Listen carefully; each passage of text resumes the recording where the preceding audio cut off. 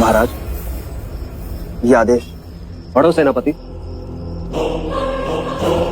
कौशल नरेश महाराज प्रसन्नजीत का यह विजयी अश्व जिस जिस राज्य में यात्रा करेगा उस राज्य को कौशल का आधिपत्य स्वीकारना होगा। अश्व को रोकने का अर्थ कौशल की सेना से युद्ध करना होगा, अर्थात अपना अस्तित्व मिटाना होगा।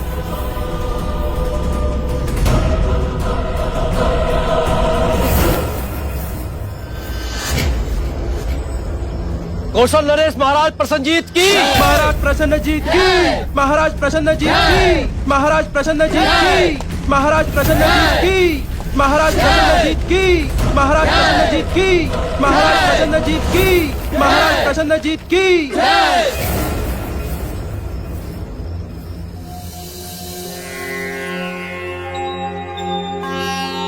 गुरुदेव, विवाह का जो सबसे सर्वश्रेष्ठ मुहूर्त हो वो ही निकालिएगा। हाँ गुरुदेव, सिद्धार्थ और यशोधरा के विवाह की बात है। गुरुदेव, जो भी सबसे पहला मुहूर्त हो वही निकालिएगा।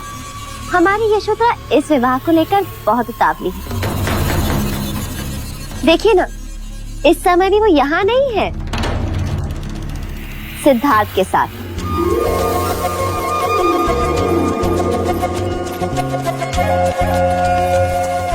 सिद्धार्थ, क्या कर रही हो बेटा? तुमसे बदला ले रही हो। अरे वो तो पैसे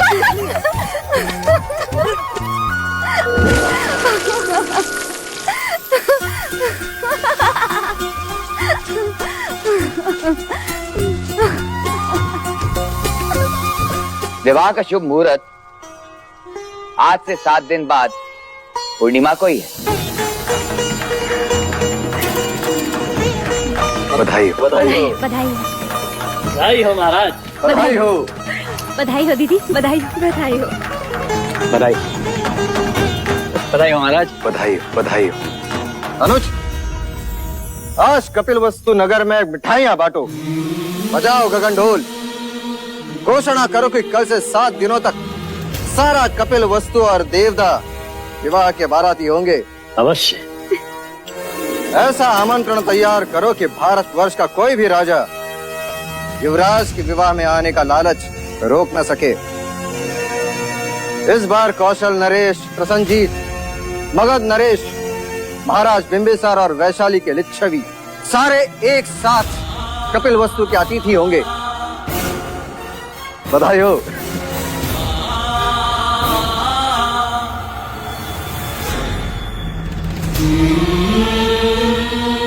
आप प्रसंग अनुसार कार्यसूची बना लें।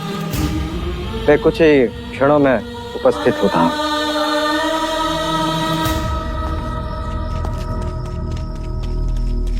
महाराज, गुप्तर आर्यक का प्रणाम स्वीकार करें। आर्यक, क्या समाचार? महाराज, समाचार अशुभ है। कौशल नरेश प्रसन्नजीत ने अश्वमेघ यज्ञ पूर्ण कर लिया और प्रयत्न पूर्वक उस अश्व को शाक्य गणराज की ओर धकेला जा रहा है। कोई पर्याय? केवल दो, या उनके आधिपत्य को स्वीकार करें या फिर युद्ध। तो फिर युद्ध ही होगा। अपने गुप्तचरों को चौका न करो और उनके अश्व की दिशा पर हर समय दृष्टि बनाए रखो। इस समय उनका अश्व कपिल वस्तु से कितनी दूरी पर? 7 दिवस की दूरी पर है महाराज। 7 दिवस। विवाह का शुभ मुहूर्त आज से 7 दिन बाद पूर्णिमा को ही।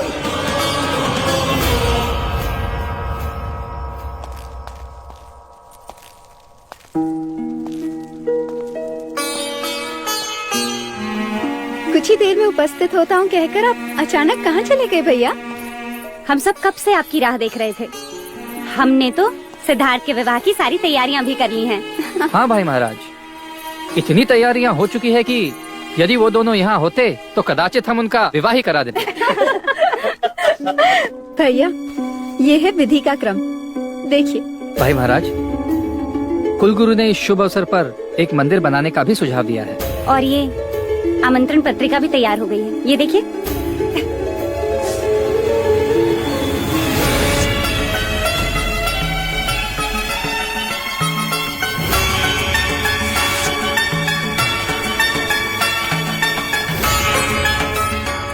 देव आमंत्रण विवाह का नहीं, युद्ध का होगा। स्वागत के स्वर नहीं, युद्ध के नगाड़े बजेंगे।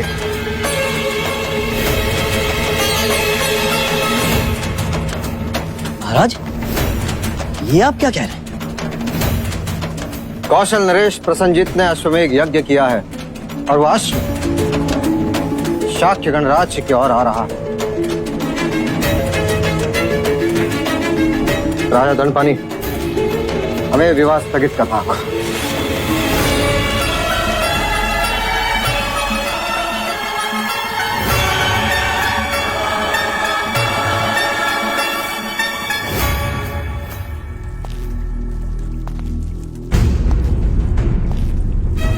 भाई महाराज, क्या प्रसन्नजीत का अश्व शाक्य सीमा में प्रवेश कर चुका है? नहीं अनुज, अर्थात हमारे पास समय है। हाँ महाराज, ये भी तो हो सकता है कि वो अश्व कपिल वस्तु की सीमा में प्रवेश करे ही ना। फिर तो हम सिद्धार्थ और यशोधरा का विवाह कर सकते हैं। हाँ, वैसे भी विवाह को पीछे धकेलना अच्छा नहीं है, फिर पता नहीं कब क्या हो जाए।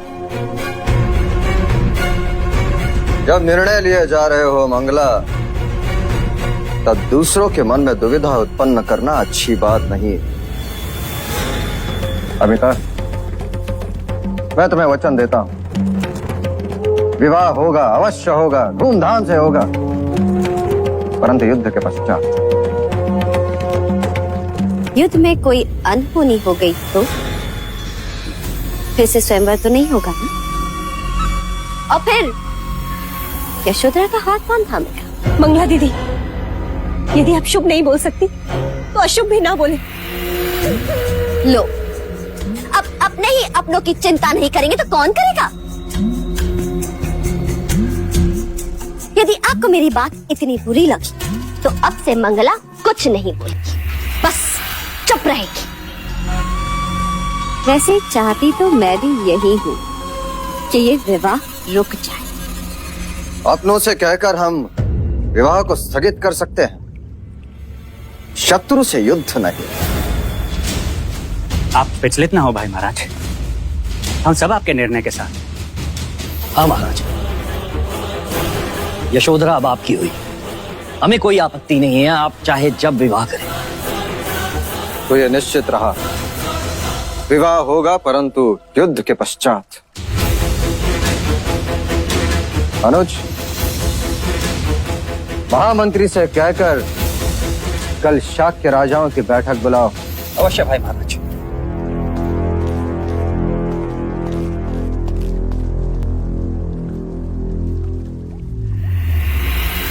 अब तो श्रीफल चढ़ाने ही पड़ेंगे।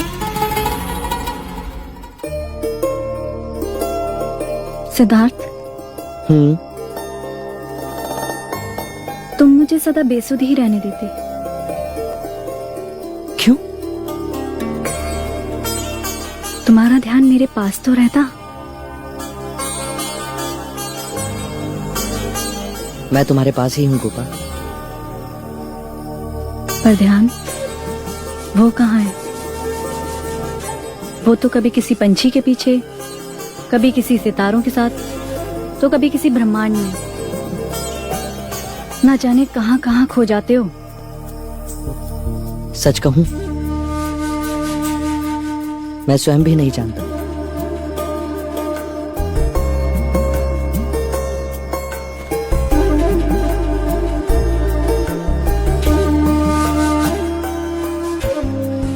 ये क्या कर रही हो? स्वयं को तुमसे बांध रही हूँ। क्यों? कहीं मेरी आंख लग गई और तुम चले गए तो? लो, अब गांठ बांध ली है। अब तुम 7 जन्मों तक मेरे साथ ही रहोगे।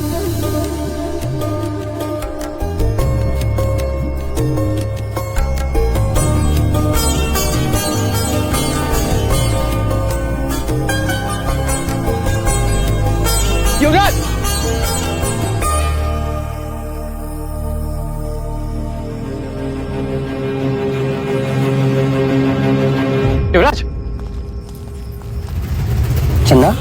युवराज, एक अशुभ बात हो गई। क्या हुआ? आपका विवाह कुछ दिनों के लिए स्थगित कर दिया गया है।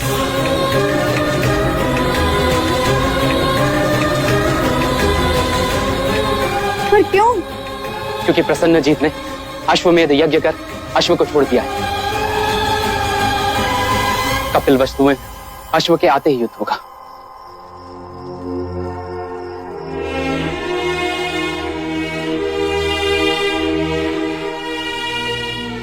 गोपा, सब कुछ ठीक हो रहा? कुछ मत कहो सिद्धार्थ, मैंने तो तुम्हें 7 जन्मों के लिए बांध लिया है। अब विवाह हो या ना हो, देखो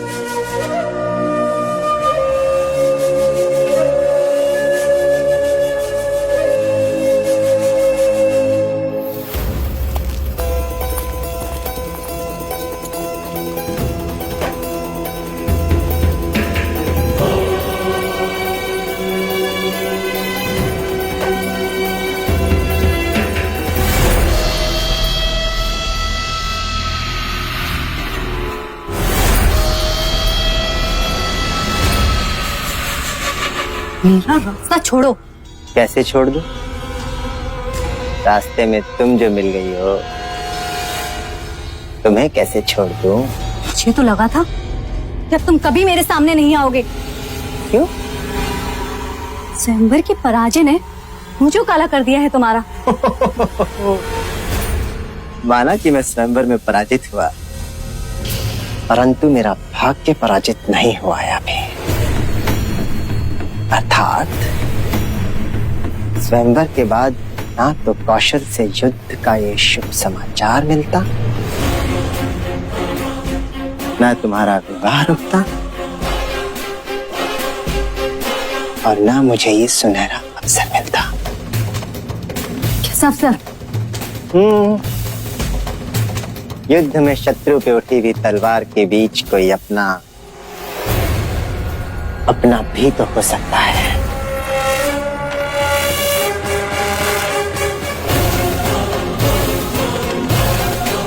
हो सकता है ना?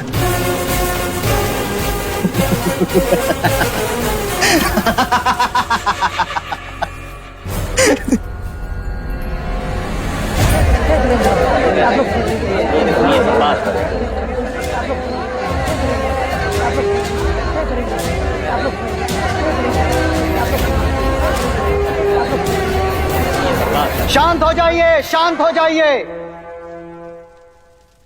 हम पहले केवल एक ही उत्सव मनाने वाले थे, परंतु मां अभ्या की कृपा से अब हम 2 उत्सव मनाएंगे।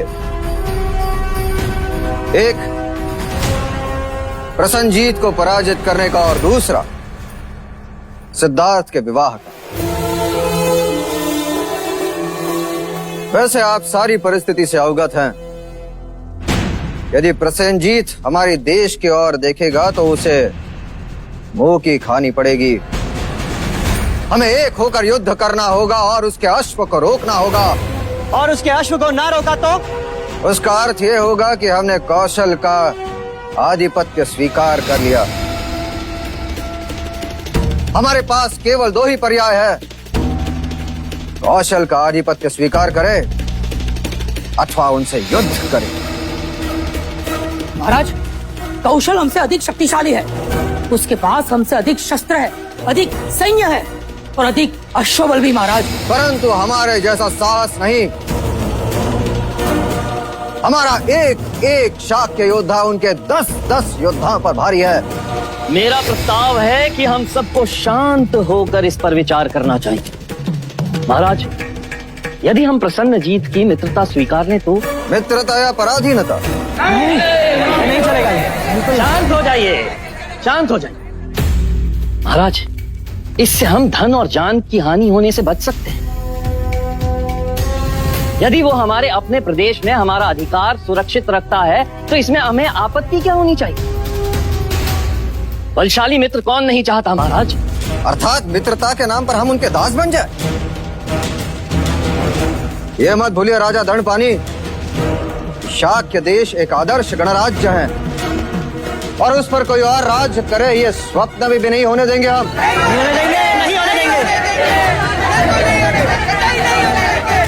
क्या आपको युद्ध से भय लग रहा है राजा दंडपानी?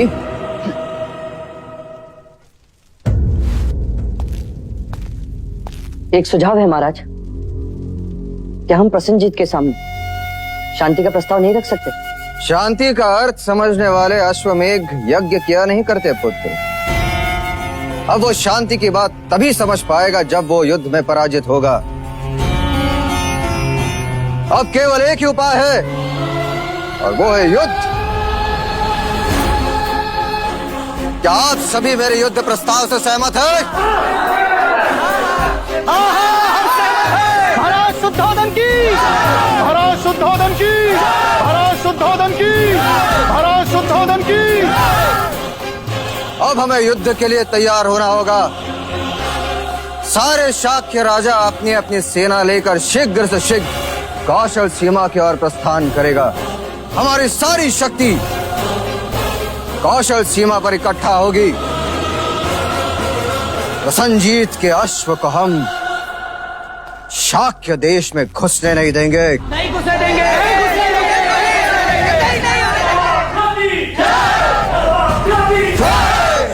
शाक्य कुल की, शाक्य कुल की।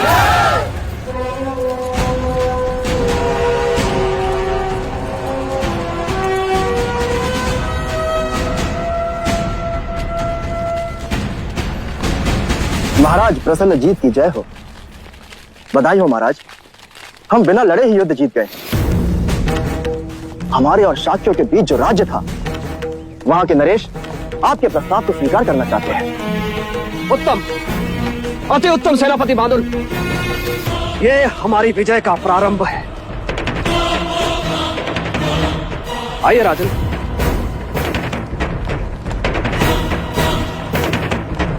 तो क्या आपको कौशल का आधिपत्य स्वीकार है? जी महाराज।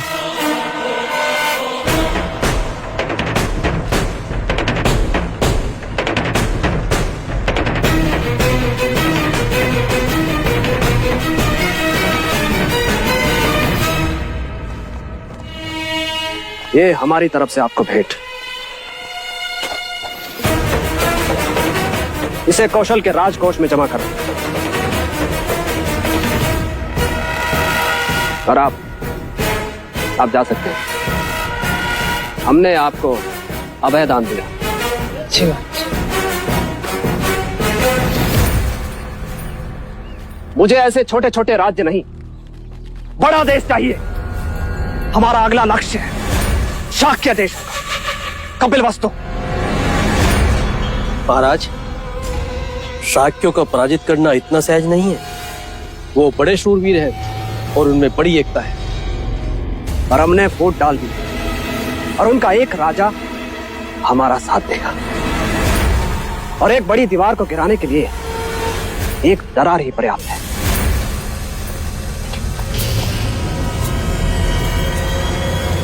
गुप्तचर, हमारा ये संदेश उस राजा तक पहुंचा दो। वो अपनी सेना को जो दोधन की सहायता के लिए नहीं भेजेंगे। और हाँ, उनसे कहना कि कौशल का साथ देने पर हम उनसे अच्छी तरह से मित्रता निभाएंगे। जी महाराज।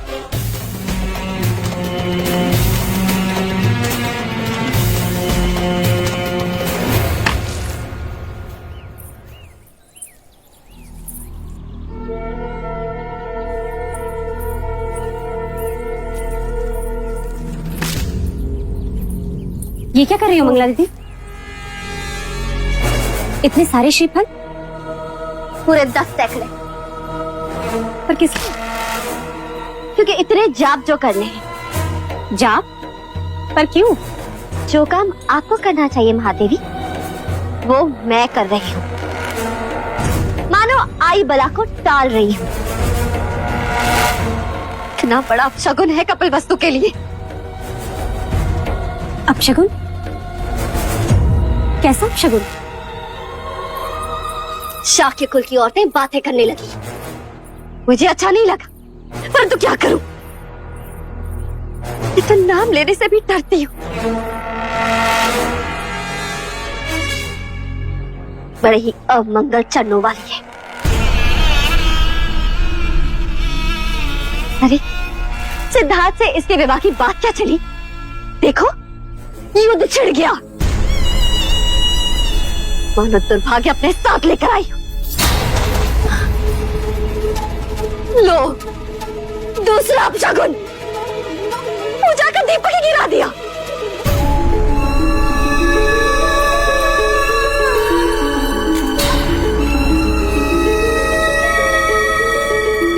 यशो, जानती भी हो तुम क्या कह रही हो मंगला दीदी? यदि देवदत्त के साथ यशोधरा का रिश्ता होता तो भी ऐसी ही बात कहती। केवल बात ना करती, रिश्ता तोड़ के दिखा दी थी। दया आती है तुम्हारी सोच पे मंगला दीदी। कल तक जिसका नाम लेकर तुम्हारी जीवा सूख जाती, जिसके साथ अपने पुत्र के विवाह के सपने देख रही, एक ही रात में वह अपवित्र अमंगल अपशगुन हो गई। और नहीं तो क्या महादेवी, हाथ कंगन को दर्पण क्या? देख लो यशोधरा के पद चिन्ह। कहते हैं बहुएं कुमकुम वाले पद लेकर चौखट पर आती है, और ये तो रक्त रंजित पद लेकर आई है।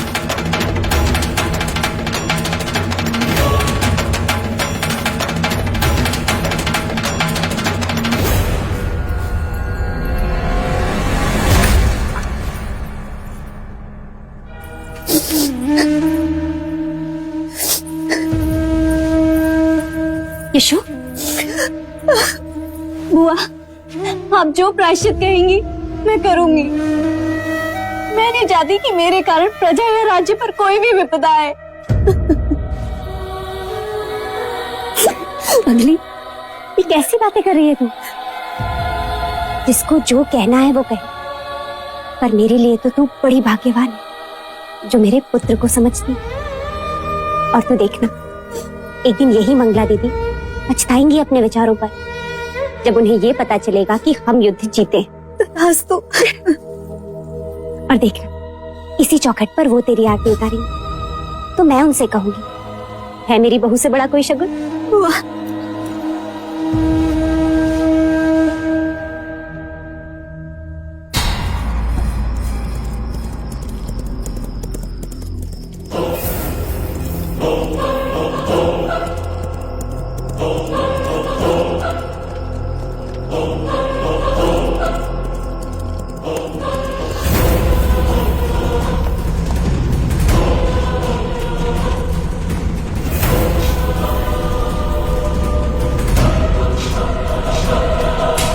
महाराज की जय हो। महाराज, एक महत्वपूर्ण सूचना है। कौशल नरेश का अश्व हमारी सीमा में प्रवेश कर चुका है।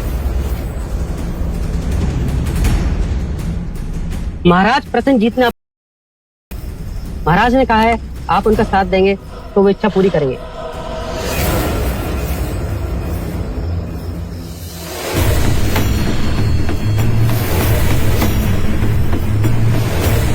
हमें प्रसन्नता हुई। अपने महाराज से जाकर कह दो कि उनकी मित्रता हमारे लिए प्राणों से भी अधिक है। उनके आदेश का पालन हो। जी।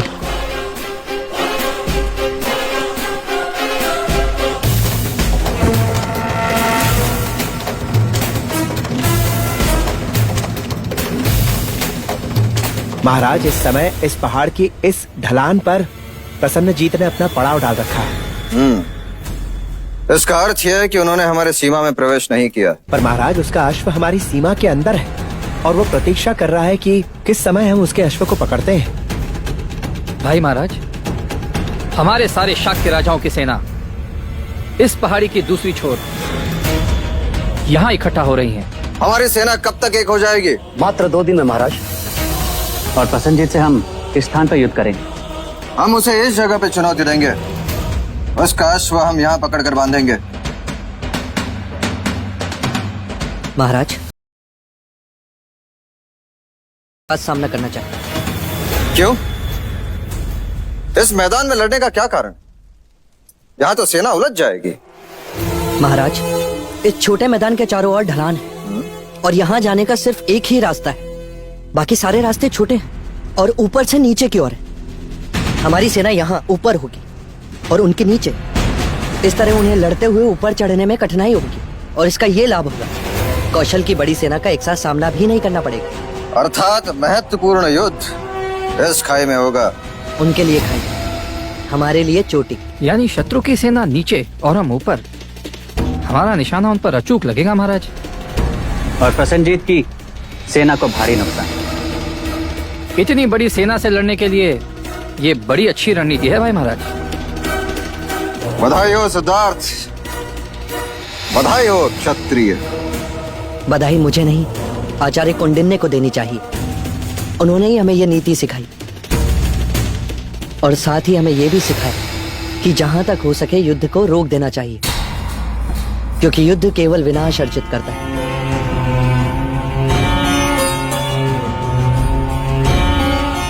क्या महाराज, हम इस युद्ध को रोक नहीं सकते? सेनापति जी महाराज। सेना को आदेश दो, कल प्रातः काल हम कूच करेंगे।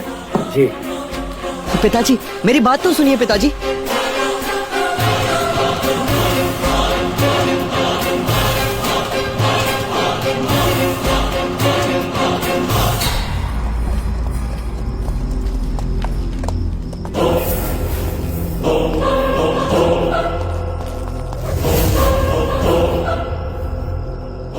कौन है तू?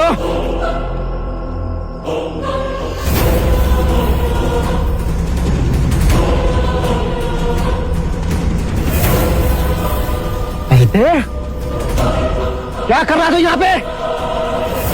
जी मैं युवराज सिद्धार्थ के लिए एक महत्वपूर्ण संदेश लेकर आया था कुमार देवदत्त। मेरा विश्वास कीजिए, मैं कपिल वस्तु और युवराज का शुभचिंतक हूँ।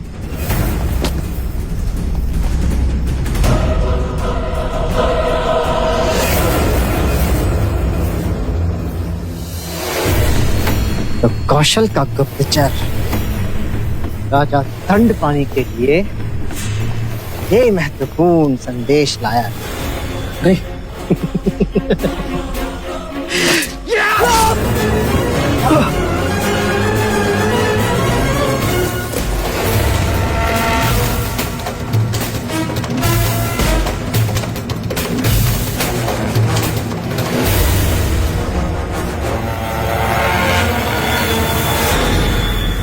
तो आप हैं कपिलवस्तु के शत्रु प्रसन्नजीत के मित्र।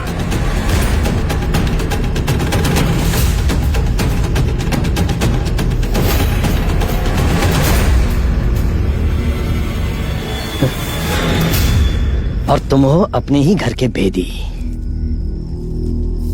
देवदत्त, मैंने तो केवल अपनी महत्वाकांक्षाओं को पाला है, किंतु तुमने और तुम्हारे पिता ने तो कई बार अपने ही भाइयों को मारने का प्रयत्न किया है। क्या हो राजा दंडपानी, यदि ये संदेश मैं महाराज शुद्धोधन को दे दूं?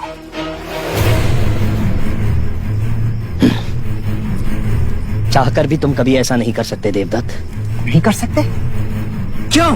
क्योंकि हमारा शत्रु एक ही है, राजा शुद्धोधन, जो अब आपके समधी हो गए। हाँ देवदत्त, मैं तो तुम्हें ही अपना जमाई बनाना चाहता था, परंतु देखो ना, तुम स्वयंवर जो हार गए।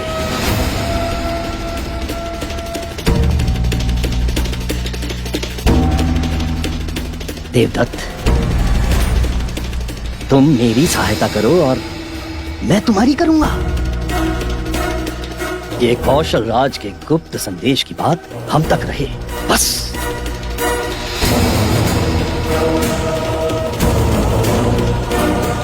देवदत्त, युद्ध हारने की तैयारी करो। और समझा नहीं? मैं समझाता हूं। कौशल नरेश के जीतते ही शाक्यों के सिंहासन पर मैं बैठूंगा और फिर यशोधरा तुम्हारी होगी।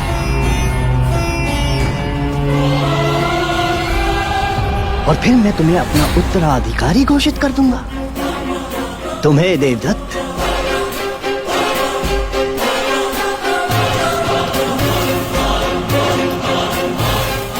संदेश।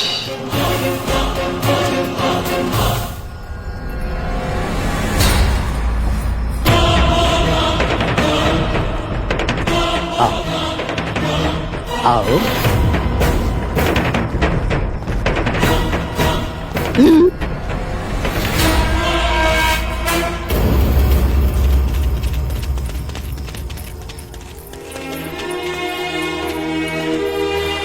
बलदेव, बलदेव, क्या हुआ बलदेव? कुछ कहो बलदेव, किसने घायल किया तुम्हें? क्या हुआ बलदेव? क्या हुआ चन्ना? मैंने न रास्ते में घायल पड़ा हुआ देखा तो उठाकर यहाँ ले आया। बलदेव, क्या हुआ बलदेव? कहो। हाँ हाँ बोलो। दंड दंड दंड? किसने दिया तुम्हें दंड? कहो बलदेव, कहो। हाँ कहो बलदेव, कहो। हाँ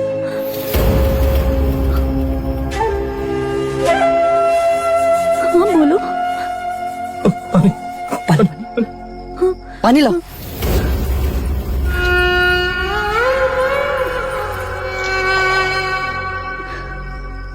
पानी पियो बलदेव, पानी पियो। पानी पियो बलदेव। हाँ, पानी पियो, पानी पियो बलदेव, पानी पियो बलदेव, बलदेव, पानी पियो बलदेव। क्या हुआ इसे? क्या हुआ इसे चन्ना? ये बोल क्यों नहीं रहा? बलदेव, बलदेव, बलदेव, बलदेव,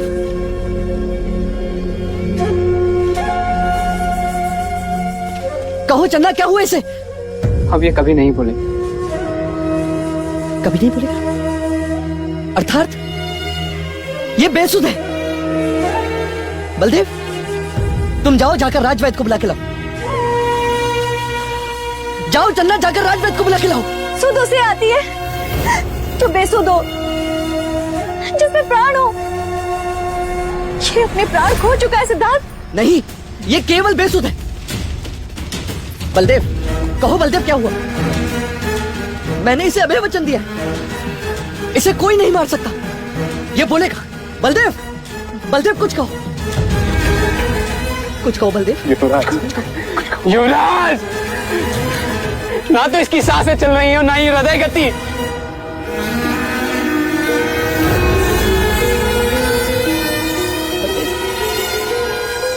बलदेव, आंखें खोलो बलदेव, आंखें खोलो। बलदेव, बलदेव। मृत्यु अटल है युवराज। नहीं, तुमने ना देखा हो, तुमने अपने आचार्यों से पुराणों की कथाओं में मृत्यु की बातें सुनी होंगी।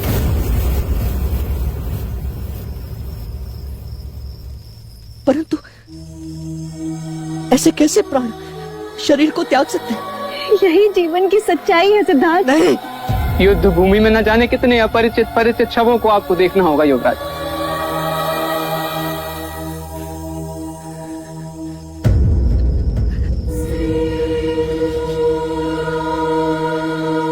नहीं लड़ूंगा मैं युद्ध, नहीं लड़ूंगा मैं युद्ध। राज्य की रक्षा के लिए आपको युद्ध करना होगा। मुझे राज्य की रक्षा के लिए मत समझाओ। मैं किसी मनुष्य को मार नहीं सकता। ऐसे कैसे बिना मनुष्य सम्मति के प्राण शरीर को छोड़ सकते हैं? नहीं लड़ूंगा मैं, नहीं लड़ूंगा। कपिल वस्तु की आशाएं हैं आपसे, आपको युद्ध लड़ना होगा। मैं युद्ध नहीं लड़ूंगा, नहीं करूंगा युद्ध, चाहे कुछ भी हो जाए। नहीं लड़ूंगा युद्ध। तुम्हें जाना होगा। नहीं जाऊंगा मैं किसी की हत्या नहीं कर सकता।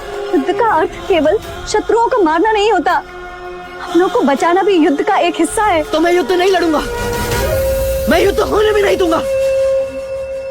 मैं युद्ध को रोकूंगा, रोकूंगा मैं युद्ध को। युवराज, तुम सब मुझे अकेला छोड़ दो, अकेला छोड़ दो मुझे, अकेला छोड़ दो। युवराज कहाँ जा रहे हैं आप? युवराज, जाने दो चन्ना उसे।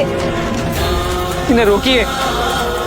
इस समय उनके किसी भी प्रश्न का उत्तर नहीं दे सकते हम, न ही उन्हें समझा सकते हैं और न ही वो समझ पाएंगे। केवल एक ही उपाय है, मुझे एकांत में छोड़ दो।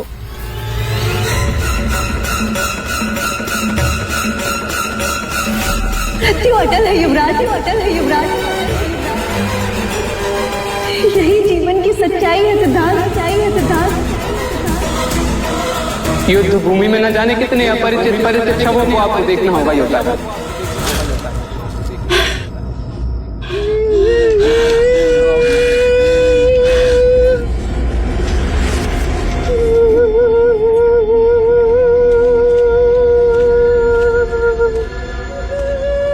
कौन हो तुम?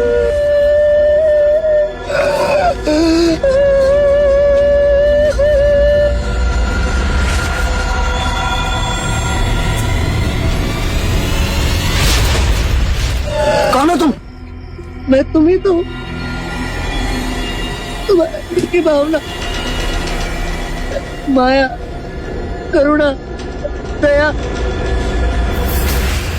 और मैं तुम्ही में छुपा हुआ तुम हूँ।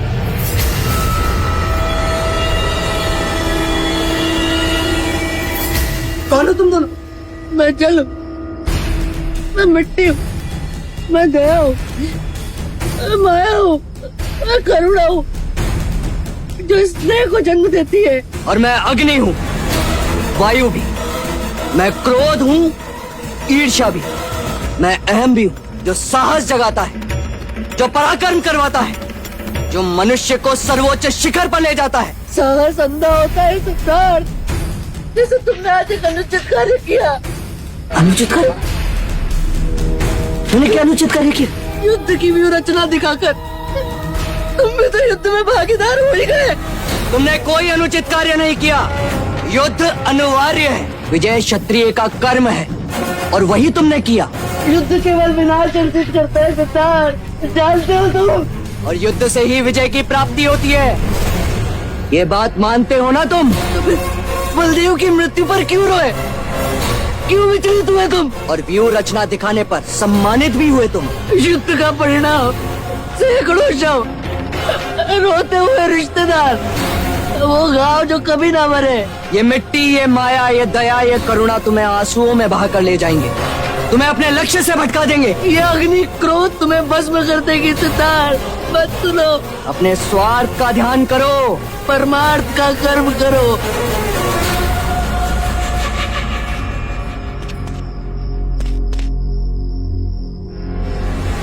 सत्य कथा, पुरुषार्थ कथा, सुनो सुनो सिद्धार्थ कथा।